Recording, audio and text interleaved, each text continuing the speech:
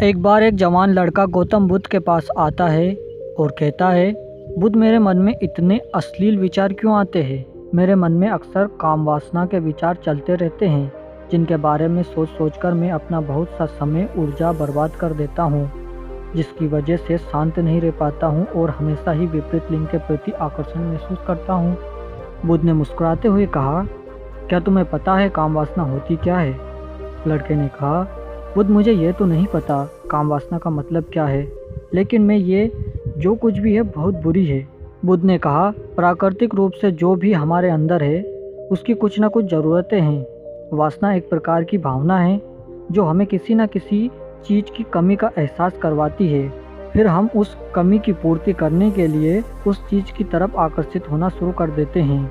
जैसे अगर किसी के पास धन की कमी है तो उसके अंदर धन के प्रति वासना उत्पन्न हो जाएगी।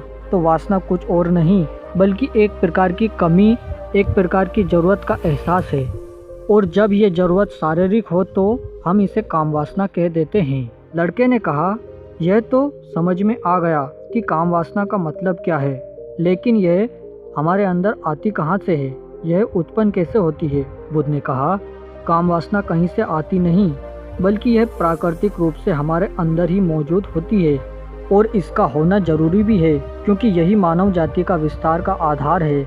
लड़के ने कहा, बुद्ध, जब काम वासना प्राकृतिक रूप से हमारे अंदर मौजूद है तब फिर लोग काम वासना को गलत क्यों बोलते हैं? बुद्ध ने कहा, यह एक बहुत बड़ी समस्या है कि लोगों ने काम वासना को गलत नज़रिए से देखना शुरू कर दिया है, इसे दबाने की कोशिश करना शुरू कर दिया है। काम वासना का होना गलत नहीं बल्कि काम वासना का बेलगाम होना गलत है। केवल उसी के बारे में सोचना, केवल उसी के लिए जीना, केवल उसी को अपने जीवन का लक्ष्य बना लेना गलत है। बुद्ध ने उस लड़के से पूछा, तुम्हें क्या लगता है, क्या जानवरों में भी काम वासना होती है? लड़के ने कहा, हाँ बुद्ध, जरूर होती है, क्योंकि आखिर जानवरों को भी तो अपनी पीढ़ी आगे बढ़ानी है। बुद्ध ने कहा, फिर हम जानवरों की काम वासना को गलत क्यों नहीं कहते? लड़के ने कहा, पता नहीं बुद्ध, आप ही बताइए। बुद्ध ने कहा, क्योंकि जानवर अपनी काम वासना का उपयोग सिर्फ संतान प्राप्ति करने के लिए करते हैं, उससे खुशी प्राप्त करने के लिए नहीं, और ना ही सुख भोगने के इरादे से, क्योंकि जानवरों को प्रकृति ने इतनी सोचने समझने की क्षमता ही नहीं दी कि वह अपनी काम वासना को अपने क्षणिक सुख का आधार बना सके, जबकि हम इंसानों ने अपने सोचने समझने की क्षमता का दुरुपयोग करके प्रकृति में पाए जाने वाली हर एक चीज़ का अपने सुख और आनंद प्राप्त करने का प्रयास करते हैं।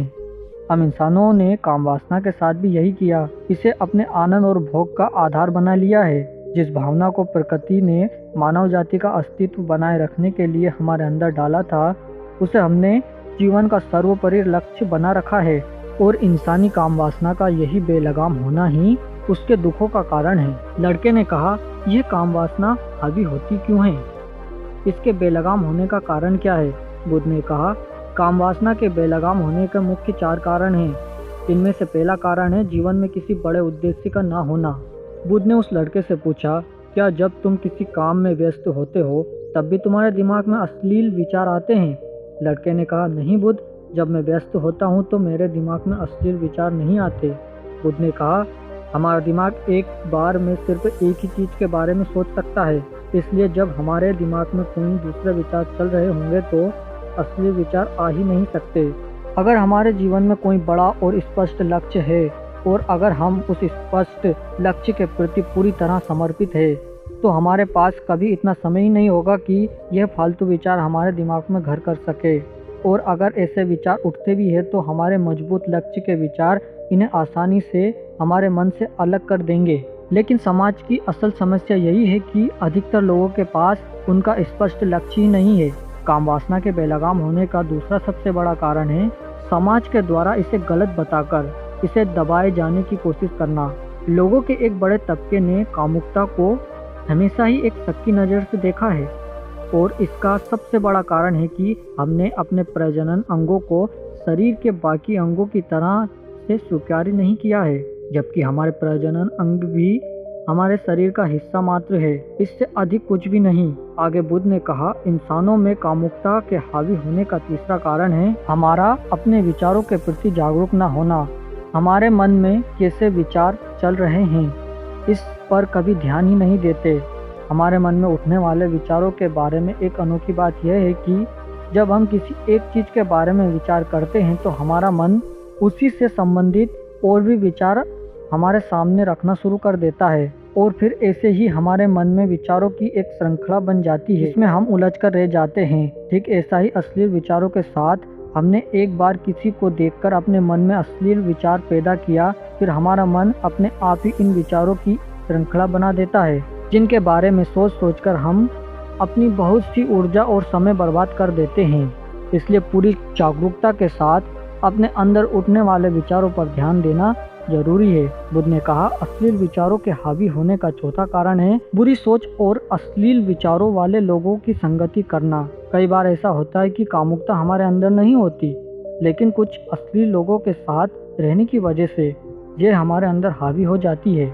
इसलिए बुरे विचार वाले अश्लील लोगों से दूरी बनाकर रखनी चाहिए।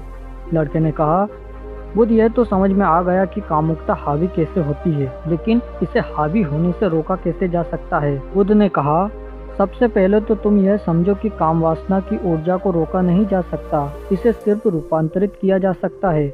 और इस ऊर्जा को रूपांतरित करने के दो ही तरीके हैं, पहला है प्रेम और दूसरा है ध्यान। जब हम सच्चे प्रेम में होते हैं तो हमारे अंदर कामुक ऊर्जा हमारी खुशी और हमारे आनंद में परिवर्तित हो जाती है। लेकिन ज़्यादातर लोग शारीरिक आकर्षण को ही प्रेम मानते हैं, जो कि ऊर्जा को खर्च करता है। रूपांतरित करने का सबसे सफल तरीका है ध्यान। ध्यान के माध्यम से आप अपने अंदर स्थित आनंद के उस केंद्र में स्थापित हो जाते हैं जिसके सामने दुनिया का हर भोग विलास फीका लगने लगता है। ऐसा नहीं है कि आप ध्यान में उतरने के बाद वह सब सोचने और करने में सक्षम नहीं रहते, बल्कि आप उससे ऊपर उठ चुके होते हैं और फिर यह हरकतें आपको छोटी और बचकानी लगने लगती है। लड़के ने कहा, लेकिन बुद्ध ध्यान की शुरुआत कहाँ से करे? बुद्ध ने कहा, सबसे पहले तुम खुद के साथ अकेले में समय बिताना शुरू कर दो, क्योंकि जो इंसान जिसके साथ सबसे ज़्यादा समय बिताता है वो उसको सबसे ज़्यादा जानने लगता है। और जब तुम खुद को जानना शुरू कर दोगे तो ये सारे भौतिक सुख तुम्हें छोटे लगने लगेंगे और फिर एक दिन ऐसा भी आएगा जो तुम्हारे चाहे बिना तुम्हारे दिमाग में किसी भी तरह के विचार उठना बंद हो जाएंगे। दोस्तों, वीडियो आपको अच्छी लगी है तो लाइक ज़रूर कीजिए। अभी तक आपने हमारा चैनल सब्सक्राइब नहीं किया तो सब्सक्राइब भी कर लीजिए। मिलते हैं नेक्स्ट वीडियो में, तब तक अपना ख्याल रखिए। धन्यवाद।